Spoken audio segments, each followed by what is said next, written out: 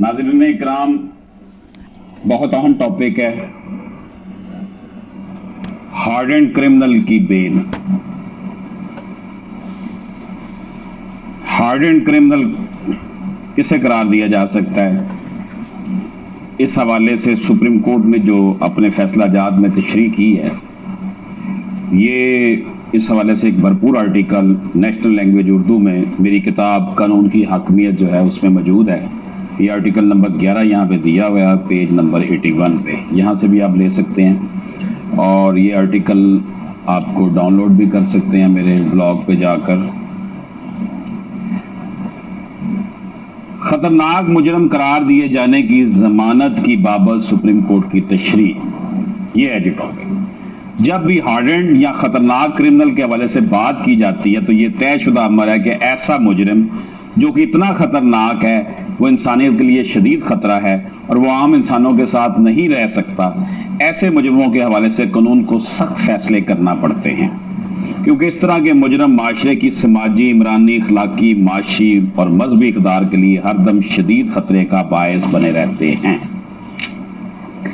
ऐसा शख्स जो कि ऐसे केस में मुल्ज़म ना हो, जो कि नाकाबिले ज़मानत हो, अगर उस शख्स को बगैर वारंट गिरफ्तार किया गया हो या किसी पुलिस ऑफिसर ने जो कि थाना का इंचार्ज हो उन्हें गिरफ्तार किया हो, ऐसे शख्स को जमानत पर रिहा किया जा सकता है।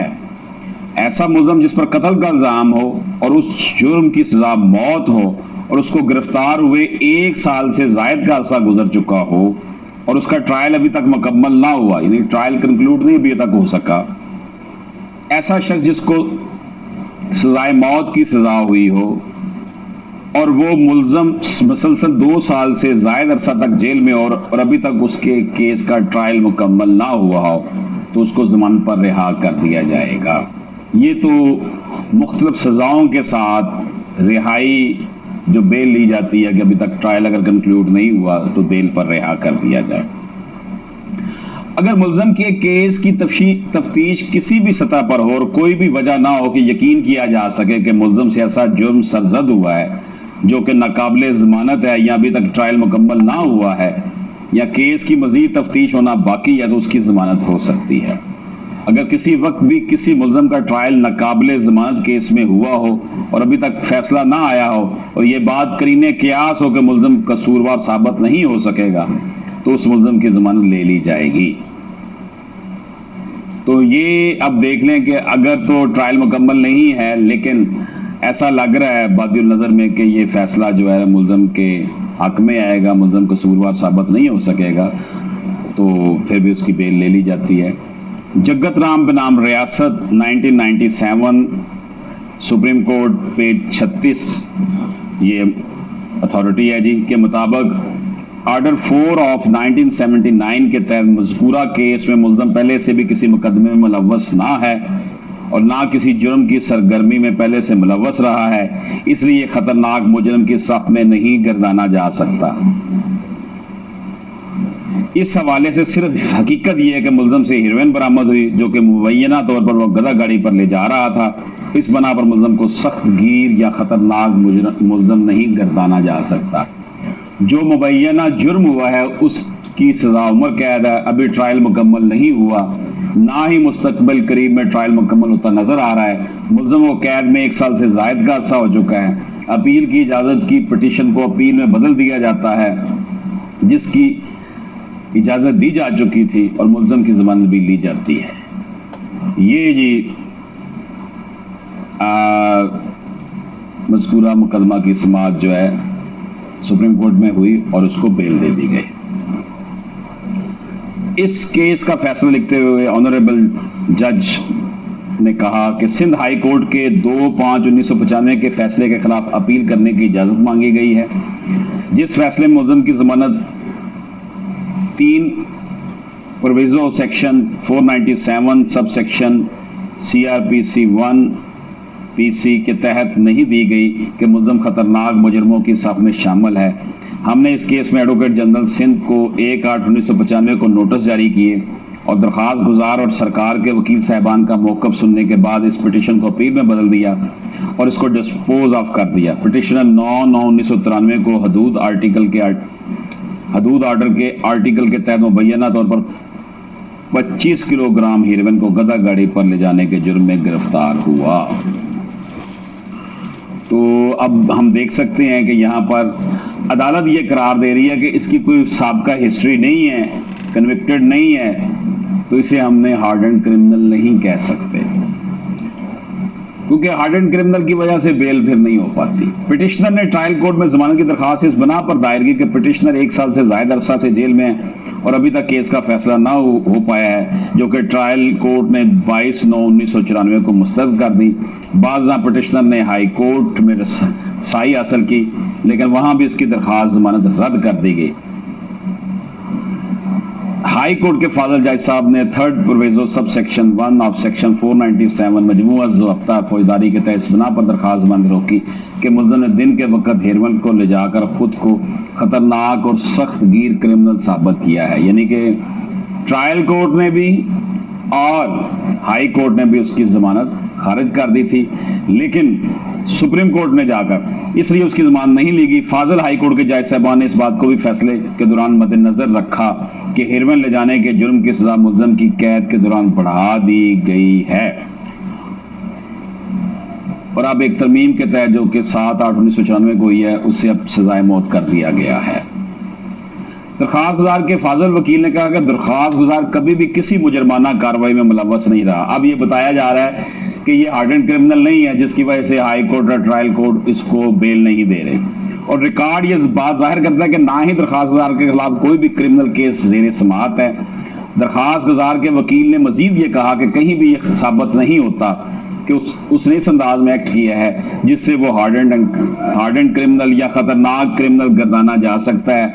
आखिर में दरखास्त गुजार के वकील ने कहा कि दरखास्त गुजार 9/9/1993 को गिरफ्तार हुआ था और चंद दिनों के बाद उसको गिरफ्तार किए जाने का अरसा 2 साल हो जाएगा और 11 गवाहान में से सिर्फ 2 गवाहान की गवाही अदालत ने अभी तक ली है।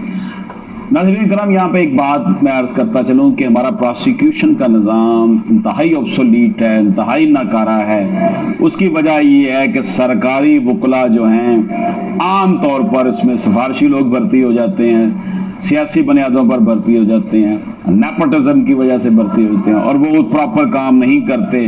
उनका मकसद सिर्फ जो है ना वो हवस पूरी करना होता है, जो कि वो पैसे के ज़रिए पूरी करना चाहते हैं। तो सिर्फ 2 गवाहान की जनाब 2 साल के अरसा में गवाही मुकम्मल अदालत ने ली। मुल्ज़म की तरफ से जमानत पर रिहाई उसका इस बना पर हक है कि केस का फैसला उनमें ताख़ीर है। जमानत पर रिहाई की मुखालफत सिर्फ इस बना पर की जा सकती है कि केस के ट्रायल के फैसले में किसी तरह मुल्ज़म या उसकी मां पर कोई और शख्स हायल है। इस बना पर मुल्ज़म की जमानत पर रिहाई नहीं दी जा सकती, बेशक 2 साल में ट्रायल मुकम्मल ना भी हुआ। अगर मुल्ज़म पहले से ऐसे मुकदमे में सजा याफ्ता हो जिसकी सजा उम्र कैद या सजाए मौत हो या अदालत की राय में मुल्ज़म को हार्डन क्रिमिनल, खतरनाक क्रिमिनल या दहशतगर्दी में मुलव्वस पाया गया हो, इससे साफ जाहिर होता है कि 497 सब सेक्शन 1 मजमूआ ज़ब्ता फौजदारी के तहत जमानत उस वक्त मनसूख की जा सकती है जब मुकदमे का ट्रायल मुकर्रर 2 साल में मुकम्मल ना हो या पहले से अदालत की तरफ से उसे ऐसे मुकदमे में गुनाहगार करार दिया गया हो जिस जुर्म की सजा उम्र कैद या सजाए मौत या अदालत ये समझती है कि मुल्ज़म हार्डन क्रिमिनल, खतरनाक क्रिमिनल या दहशतगर्दी में मुलव्वस पाया गया है।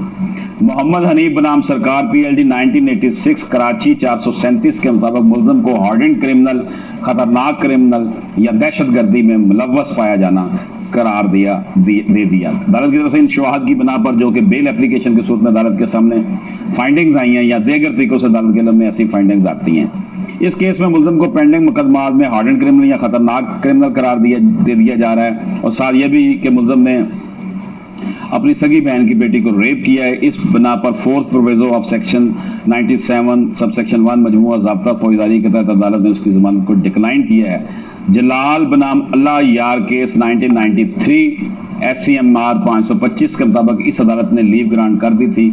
हाई कोर्ट के फैसले के खिलाफ ऐसा किया था।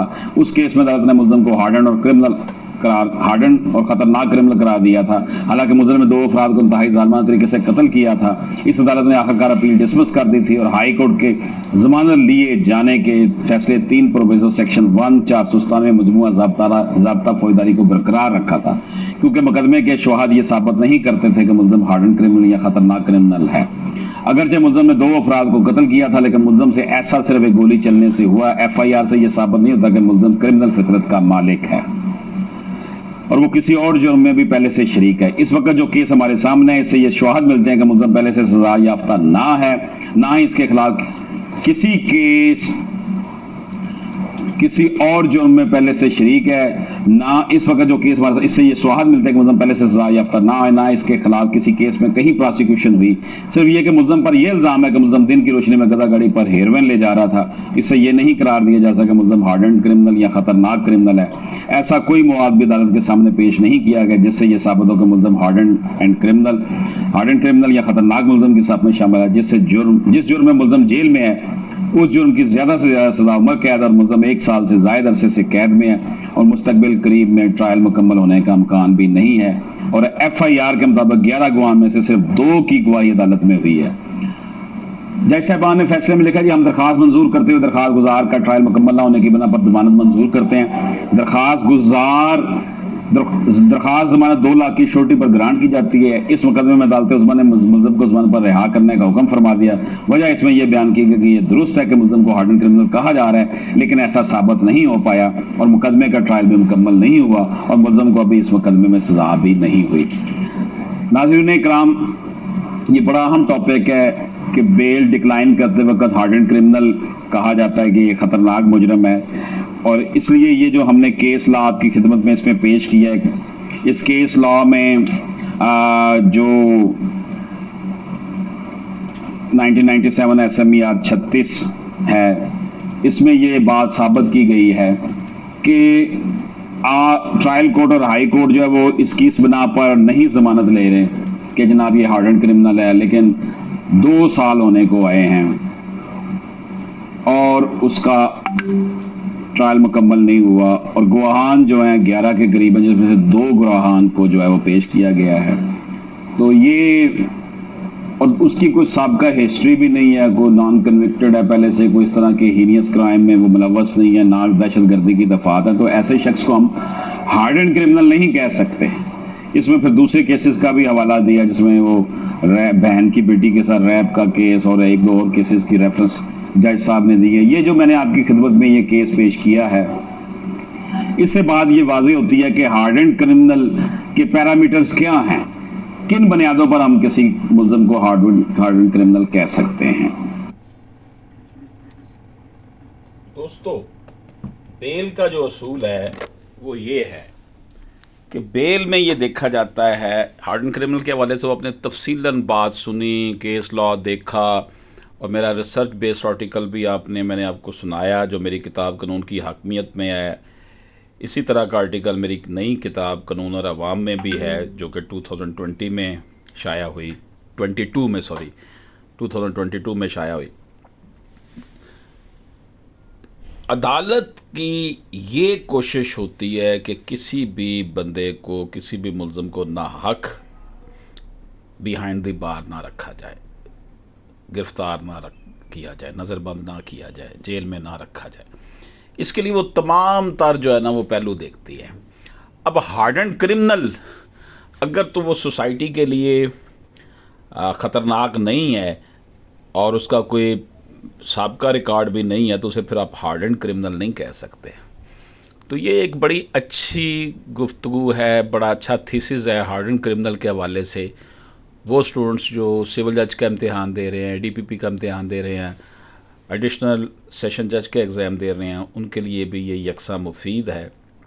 इसके साथ साथ वो लोग जो शुबा सहाफ़त से मुंसलिक है उनके लिए भी ये जो हमारी गुफ्तगू है हर हवाले से जो है वो मुफीद है। दोस्तों, हमारे यहाँ प्रॉब्लम ये है कि FIR बेस्ड काम किया जाता है। FIR प्लानिंग के साथ लिखी जाती है ताकि लोग जो है ना जिसको हम फंसाना चाह रहे हैं उसे इतनी पूरी तरह फंसा दे कि वो निकल ना सके। ये इतनी प्लानिंग के साथ FIR का लिखा जाना जो है ना वो दर हकीकत एक बहुत बड़ा जुल्म है। और फिर इसमें एक बंदा नहीं, उसके साथ कई और बंदे भी डाल दिए जाते हैं ताकि जिसके साथ दुश्मनी है वो, अक्सर ये मैंने देखा है कि ये जो इसके एंटी नारकोटिक्स के हवाले से हैं, मंशियात के हवाले से केसेस हैं, उनमें अक्सर यही होता है कि ये बंदे पुलिस ने खुद ही डाल दी होती है इनके ऊपर। वो बता दे, पहले ले रहे होते हैं, बाद में बता देना अगर बंद करता है या कम करता है तो पुलिस उनको फारग कर देती है। दोस्तों, अल्लाह पाक से दुआ है कि अल्लाह पाक हम सब पर अपना ख़ास करम फरमाए।